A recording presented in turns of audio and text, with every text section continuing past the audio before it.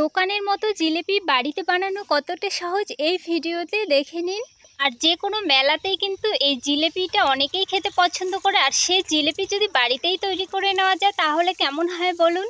আর তেলে দিতেই জিলিপিগুলো কত সুন্দর ফ্রাই হয়ে যাচ্ছে। মাত্র কয়েক মিনিটের মধ্যেই জিলিপি তৈরি করা যায়। একদম মুচমুচে রসালো জিলিপি কার না খেতে ভালো লাগে। সামনেই রয়েছে রথের মেলা, আর এই রথের মেলা উপলক্ষে এই জিলিপি রেসিপিটি তুলে ধরলাম তোমাদের সামনে। চলুন তাহলে দেরি না করে মূল রেসিপিটা শুরু করা যাক। তো প্রথমে আমি শিরাটা তৈরি করে নেব। তার জন্য আমি হাফ বাটি চিনি কড়ার মধ্যে দিয়ে এবারে 2 বাটি পরিমাণ জল দিয়ে দিচ্ছি। এবারে 10 মিনিটের মতো আমি শিরা জাল করে নেব। তো হালকা নাড়া দিয়ে দিচ্ছি, এতে করে চিনিটা খুব তাড়াতাড়ি গলে যাবে। তো বন্ধুরা যখন দেখবে এরকম একটা চিটচিটে ভাব চলে এসছে তখনই কিন্তু শিরাটা নামিয়ে নিতে হবে। তো বন্ধুরা এবারে শিরা তো তৈরি হয়ে গেল। আমি শিরাটাকে সাইড করে রেখে এদিকে ব্যাটারটি তৈরি করে নেব। ব্যাটার তৈরির জন্য আমি 2 কাপ পরিমাণ ময়দা নিয়েছি, আর দিয়ে দিচ্ছি 2 চামচ পরিমাণ ঘি, আর লাগবে একটা ইনোর প্যাকেট। তো আমি এখানে 10 টাকা দামের একটা ছোট ইনোর প্যাকেট নিয়েছি। এই ইনোর প্যাকেটের মধ্যে প্রায় 1 চামচ পরিমাণ ইনো থাকে। তো আমি 1 চামচ পরিমাণ ইনো দিয়ে খুব ভালো করে এই উপকরণগুলি একসঙ্গে মিক্স করে নেব। আর একটু সময় নিয়ে কিন্তু এইভাবে মিক্স করে নিতে হবে সবগুলো উপকরণ। নমস্কার বন্ধুরা, স্বর্ণলতা রান্নাঘরে স্বাগত জানিয়ে শুরু করছি আবার একটু নতুন রেসিপি। আশা করছি তোমাদের খুব ভালো লাগবে। স্কিপ না করে পুরো ভিডিওটি দেখার অনুরোধ রইল। এবারে এক হাতে আমি সামান্য জল দিয়ে আর এক হাতে ব্যাটারটি মেখে নেব এরকমভাবে। তোমরা যারা চ্যানেলে নতুন বন্ধু রয়েছে অবশ্যই চ্যানেলটি ইউটিউব থেকে দেখলে সাবস্ক্রাইব করে রাখবে, আর ফেসবুক পেজ থেকে দেখলে পেজটি অবশ্যই ফলো করে রাখবে। তো বন্ধুরা আমি একটা স্মুথ ব্যাটার তৈরি করে নিয়েছি, আর ব্যাটারের ঘনত্ব ঠিক এরকম রাখতে হবে। আশা করি তোমরা দেখেই বুঝতে পারছো।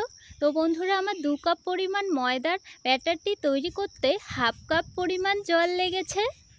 তো বন্ধুরা ব্যাটারটি তো তৈরি করে নিয়েছি। এবার একটা আমার সেমাইয়ের প্যাকেট নিয়েছি, মুখটা একটু কেটে, আর একটা গ্লাসের মধ্যে আমি সেট করে নিয়েছি। এতে করে ব্যাটারটি ভেতরে ঢোকাতে অনেকটাই সুবিধা হবে। তো একটা চামচের সাহায্যে আমি এইভাবে প্যাকেটের মধ্যে ভরে নিচ্ছি, আর হালকা করে এভাবে ঝাঁকিয়ে নিলে খুব সুন্দরভাবে নিচের দিকে সেট হয়ে যাবে। আর একটা রাবার ব্যান্ডের সাহায্যে এইভাবে মুখটাকে সিল করে নিতে হবে। আর এই কোনার সাইডের দিকটা একটুখানি কেটে নিতে হবে। তো আমি পরে কেটে নিচ্ছি। এদিকে আমি ফ্রাই প্যানে তেল গরম করে নিচ্ছি। গরম হতে হতে আমি এইখানে সামান্য পরিমাণে মুখটা কেটে নিয়েছি। এবারে আমি তেলের মধ্যে জিলিপিগুলো শেপ দিয়ে দেব। ঠিক এরকমভাবে ঘুরিয়ে দিতে হবে। আর এই জিলিপির শেপগুলো দেওয়া কিন্তু খুবই ইজি। তো বন্ধুরা আমার একটা শেপ দেওয়া হয়ে গেছে, আমি আরও কয়েকটা শেপ দিয়ে নেব। তোমাদের কার কার জিলিপি খেতে ভালো লাগে অবশ্যই কমেন্ট করে জানিও। তো বন্ধুরা আমি আরও একটি জিলিপি শেপ দিয়ে নিচ্ছি। আশা করি তোমরা দেখেই বুঝতে পারছো যে জিলিপি শেপগুলো কিভাবে দিতে হয়। শুধুমাত্র হাত দিয়ে এভাবে 2 থেকে আড়াই বার ঘুরিয়ে নিলেই কিন্তু হয়ে যাচ্ছে। বন্ধুরা বেশ আমি অনেকগুলো একসঙ্গে দিয়েছি। এবারে আমি গোল্ডেন কালার করে ফ্রাই করে নেব। তো বন্ধুরা আমার ফ্রাই করা হয়ে গেছে। আমি এবার তেল থেকে একটা প্লেটের মধ্যে তুলে নিচ্ছি। আর আমি এই প্লেট থেকে কিন্তু ডিরেক্টলি এবার শিরার মধ্যে দিয়ে দেব। 2 মিনিট মতো শিরার মধ্যে ভিজিয়ে রাখবো। পরেরগুলোও আমি সেমভাবে জিলিপি শেপ দিয়ে ফ্রাই করে নেব।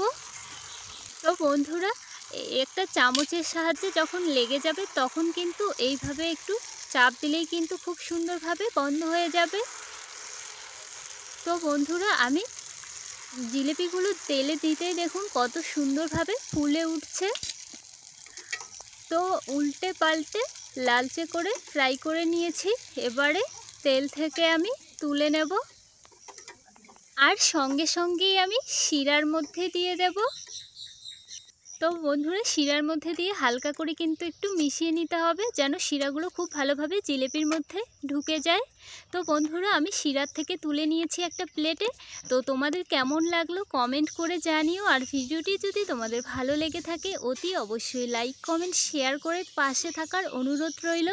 আজকের ভিডিওটি এখানেই শেষ করছি। আবারও দেখা হবে নেক্সট পর্বে। ততক্ষণে আমার প্রিয় বন্ধুরা ভালো থেকো, সুস্থ থেকো। আর ভিডিওটি দেখার জন্য প্রিয় সকল বন্ধুদেরকে অনেক অনেক ধন্যবাদ।